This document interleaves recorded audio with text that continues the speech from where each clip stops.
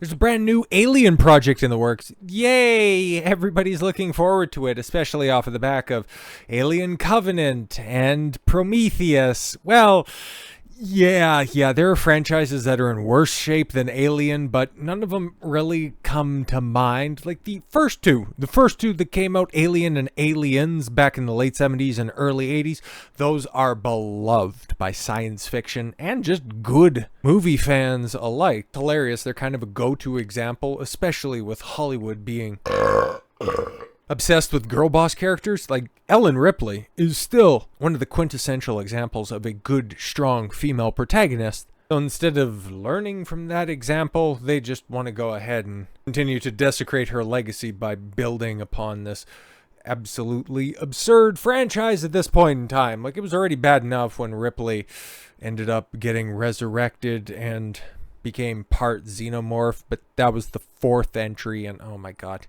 Less said about all that stuff, the better. But that's also the approach of the new showrunner for the new Alien project that's coming out. And oh boy, all of the stuff that we're hearing about this is exactly why everybody just remembers that there are 2 Alien films, maybe 3 if you have like a morbid curiosity. But anyways, Noah Hawley explains why Prometheus and Covenant are inherently less useful for Alien prequel series. Okay, cool. So Prometheus, because I remember the marketing when that was first coming out, where everybody's like, well, it's being directed by Ridley Scott. Okay, so is it Alien? Because it kind of looks like Alien. Is it? No, he wouldn't confirm it. He wouldn't deny it. But then at the same time, it was kind of more or less a big overarching question regarding this. It's like, what are we doing here? What is this all about? Oh, you just have to see it. You got to figure it out. And then everybody went and seen it. And it's like, oh God, what an abomination. And that's all right. I'll make it all better with Covenant. And it's like, oh God, that thing sucks real hard. But I'm sure this series, it's going to end up righting the ship, right? But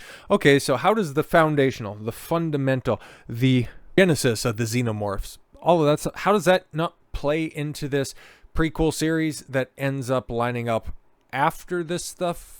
Okay, interesting. Fargo showrunner Noah Hawley teased his new FX series, Alien, in a recent interview with KCRW's The Business. Though plot details are being kept under wraps, we got a few though.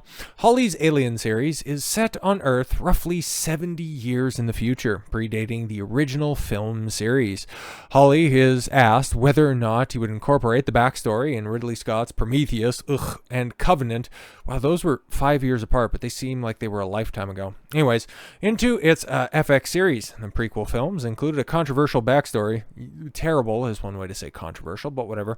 Where the aliens were manufactured as a bioweapon by a mysterious race known as the Engineers. Yeah, you had a wonderful idea there, but you messed it all up.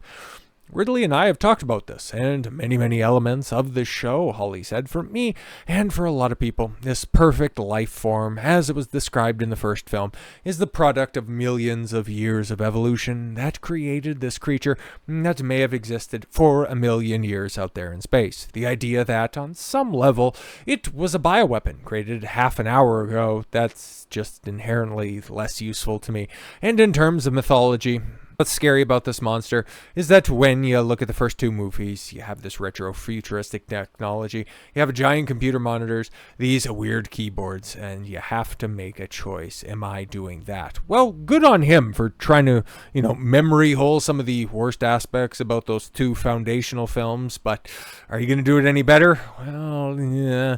Hawley explained how the technology in Scott's original Alien film series will function in the FX show, saying that the prequels, Ridley made the technology thousands of years more advanced than the technology of Alien, as supposed to take place in those movies' future. There's something that doesn't really compute for me. I prefer the retrofuturism of the first 2 films. Yes, exactly. And so that's the choice I've made. There's no holograms, there's no convenience of the beautiful Apple Store technology is not available to me, which is good because the original aesthetic of Alien, because that's what that is. Like, of course, like Aliens, given its Jim Cameron charm over the top of it, yeah, it's still gritty-ish, but it's definitely a big departure from the original Alien. Yeah. Those are 2 very distinct movies, at least in its tone and tenor. One is much more of a sci-fi horror, as opposed to just kind of a sci-fi action flick with the second one. Both are great in their own rights. But it's going to be interesting to see where Alien Romulus ends up lining up, because that's the name of this, and oh boy, we got some information on it. Alien series shut down production in August due to dual Hollywood strikes in 2023, but is expected to resume filming soon in Thailand. Yeah, and that appears to be the case right now because, well, we got some insight on that, and Disney, oh no, new Alien movie does what Ridley Scott's 1979 original was intentionally avoiding. Oh no, so I guess there's a little bit of hope for the series, and hopefully you can go ahead and ignore this Romulus gimmick because, oof, it's gonna be a thing. Alien Romulus, the upcoming new movie from Disney. Yeah, because thanks to their acquiring of Fox, they ended up getting, well, just far too many properties. And when there's plenty of excitement, there's some trepidation. The House of Mouse take on Xenomorphs is set to explore aspects of the franchise that Ridley Scott's original 1979 film actively avoided. Alien Romulus from Don't Breathe director Fede Alvarez, fantastic, has reportedly wrapped filming ahead of a 2024 premiere. Oh, that's coming out this year, huh?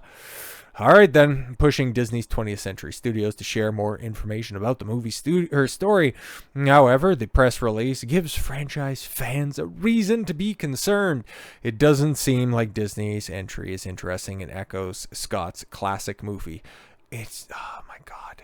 So I want you to compare and contrast that with, I had some conversations with Ridley Scott, okay, for as, compromised as he has been, especially, well, all you need to do is just take a look at some of the stuff that he was talking about when he was creating that Napoleon film, which, well, less said about that, the better. Well, it just also kind of harkens back to what he's doing with the Alien franchise moving forward. Well, this series being worked on for FX is going to have Sidney Chandler, don't know what that is, Timothy Oliphant. Well, that's kind of fantastic. Okay, I'd be interested in that, just, based off the fact that he's going to be a part of it. Terrific actor, regardless of what he's in. Aside from Jim Cameron's 1986 sequel Aliens, the franchise has seen more than its fair share of box office bombs and critical disappointments. From action-packed crossovers with the Predator series, to more esoteric prequels centering on an android, a number of movies in the Alien franchise have notoriously missed the mark. Audiences haven't been treated to another Xenomorph encounter on the big screen since the release of the much-maligned Alien Covenant in 2017, and they might not miss the franchise. Yeah, nobody's really barking up the Alien tree right now, especially with what's coming. If Prey, the latest installment in Predator is any indication, that didn't sound like it was all that great either way. But yeah, Alien Romulus will have young main characters. Yeah, so okay, cool. Well, the Nostromo had a relatively young cast to begin with back in 1979, right? There was kind of a gritty veneer, and I don't know why they're using aliens stills when they should be focusing on Alien. Okay, I think that would be far more important, but okay, whatever. Press release from Disney's 20th Century Studios shed more light on the plot of the highly anticipated, Alien Romulus. The film is said to follow a group of young people on a distant world who find themselves in a confrontation with the most terrifying life form in the universe. It's basically just redoing the original Alien. Oh, great, fantastic. Well, the focus on the young adult characters, doesn't come as a huge surprise given the film's casting announcements. It's a stark departure from the original movie. Yeah, because we got pictures of them, and Ridley Scott's film essentially focuses on truckers in space. Ordinary working class people like Sigourney Weaver's Ellen Ripley, who are confronted with extreme circumstances.